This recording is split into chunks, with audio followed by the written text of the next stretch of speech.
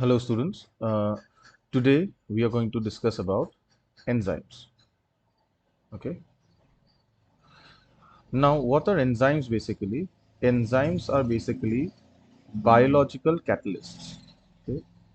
They are basically biological catalysts. Now what exactly is a catalyst?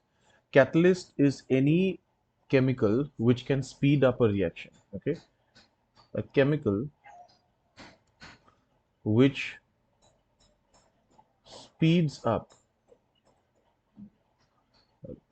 speeds up a reaction. That particular chemical is known as a catalyst. Usually, the nature of enzymes is such, okay, that most enzymes are usually proteins. Most enzymes are usually proteins, but there are certain exceptions to it. Okay, there are certain exceptions.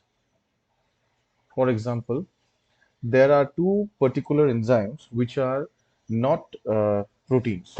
Okay, the first is known as ribonuclease P. Okay, ribonuclease P is not a protein.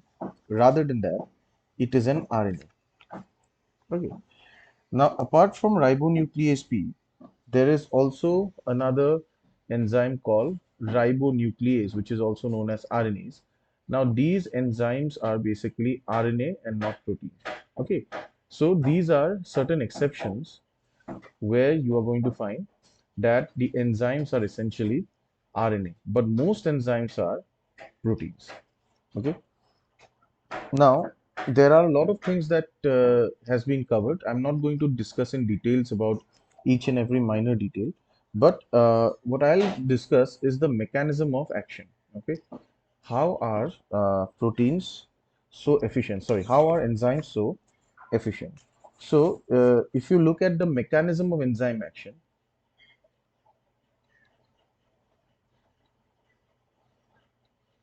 mechanism of enzyme action. Okay, now you will have to look at a graph which has been given in your NCRT. Okay. Now this particular graph shows two things. First and foremost, this graph is made up of an x-axis and a y-axis. Okay. This is the y-axis and this is the x-axis. Okay. Now x-axis denotes progress of reaction. Okay. X-axis denotes progress of reaction and y-axis denotes potential energy. Okay, y-axis denotes potential energy. Now, potential energy, suppose if the potential energy of a substrate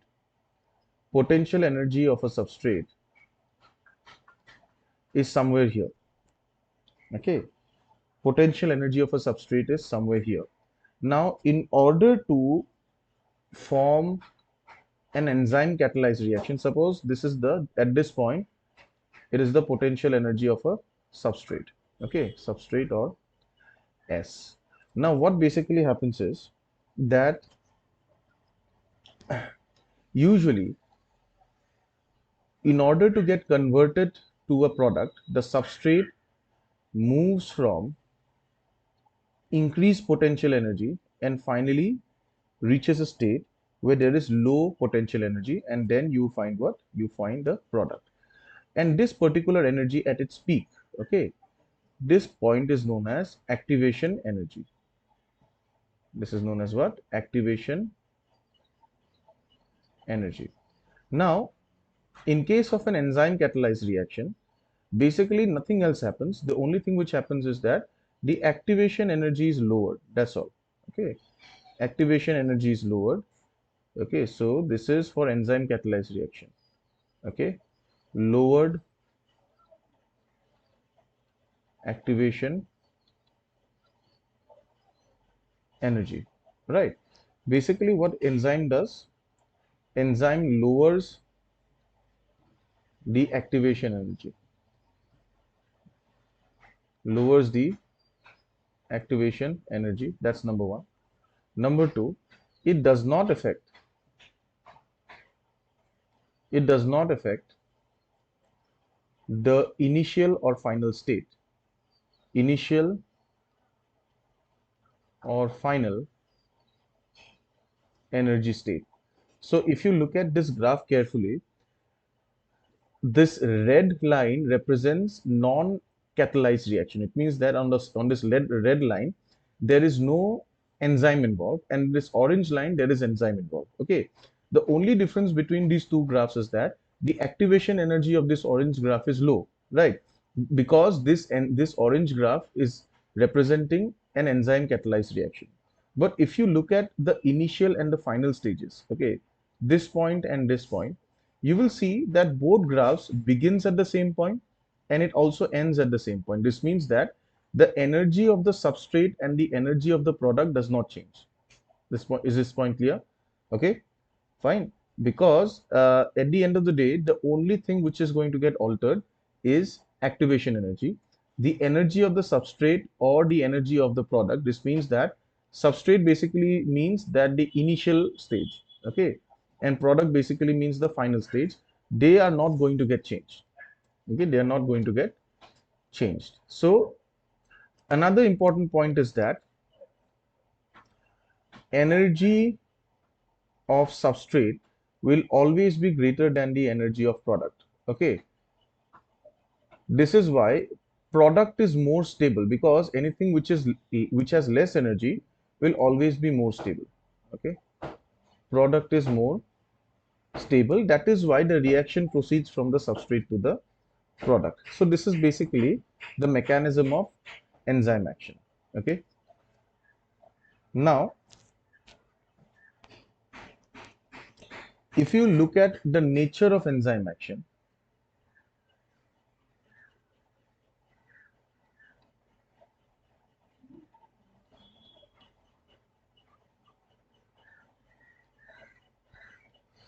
if you look at the nature of enzyme action, just see.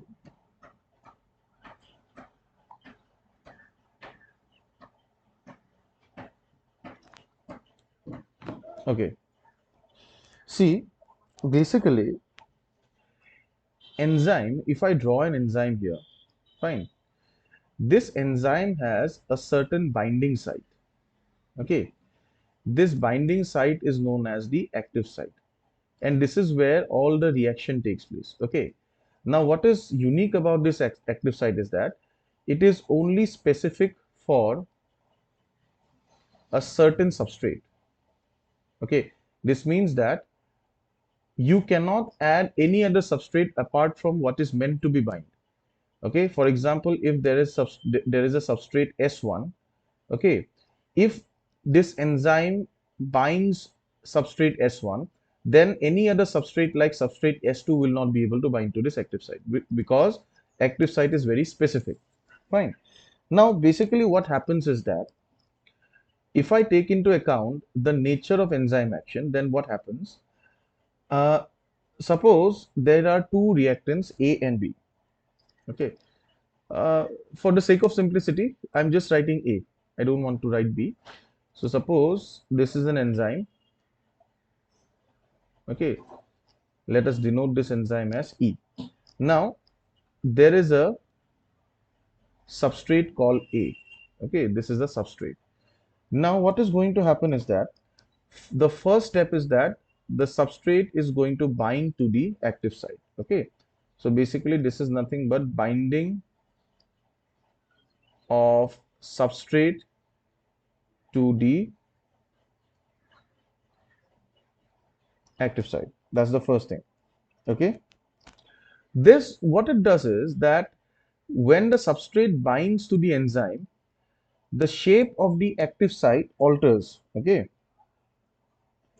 the shape of the active site alters in, and it alters in such a way that the binding of the substrate increases. Okay, for example, if initially the shape was like this, now what is going to happen, that the active site is going to be much more thicker this way. Fine. So this helps in much more proper binding of the active site, right? This helps in much more proper binding of the active site. So basically, what is this denoting? Change in shape of AT. AT means sorry, not AT. AS. AS means active site. Okay. Change in shape if shape of active site resulting in better binding. Okay. Resulting in better binding. Now, what happens next is that the substrate A is going to get converted to a product. Okay, it is going to get converted to a product P. Substrate A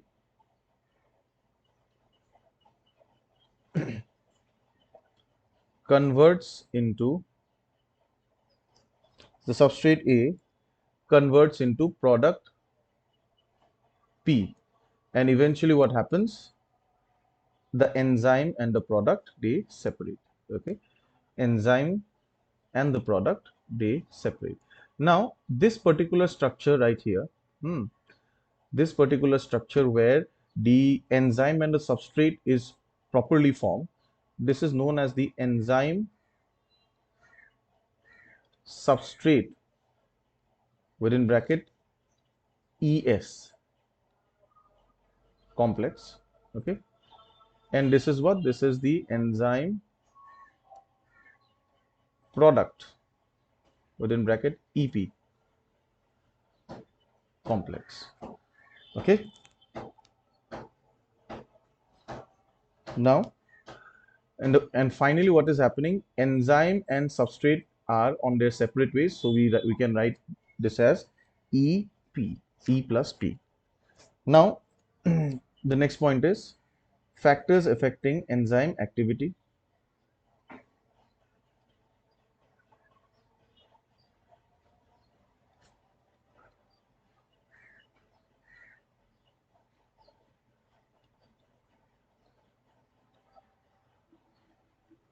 Factors affecting enzyme activity. The first factor is obviously temperature. Okay. Now, enzyme activity,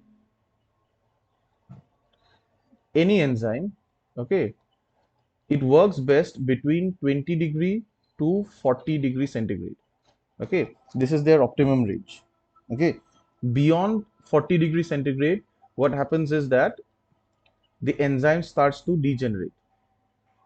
And below 20 what happens? That enzyme becomes inactive. Okay, so this is the optimum range, that is the best range, temperature range. Then pH.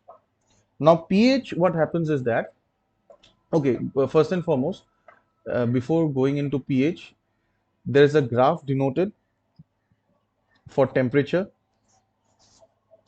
If x-axis is temperature and y-axis is enzyme activity, then you will find a graph something like this. Okay, now it is somewhere between 20 and 40 degrees, and the best activity is seen somewhere around 30 degrees. Okay, now the next graph is of pH. Okay, number 2, pH. Now basically what happens in pH is that uh, every enzyme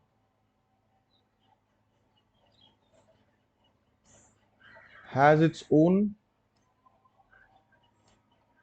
optimum pH. Okay, every enzyme has its own optimum pH, so they will function best at a certain pH. Below that certain pH, it is going to perform, it's not going to perform well. Higher than that pH also, it is not going to perform well. So the graph for pH, okay, and activity also looks like this. Okay, it also looks something like this. Now coming to the last one, which is known as substrate concentration. This is very important. Okay,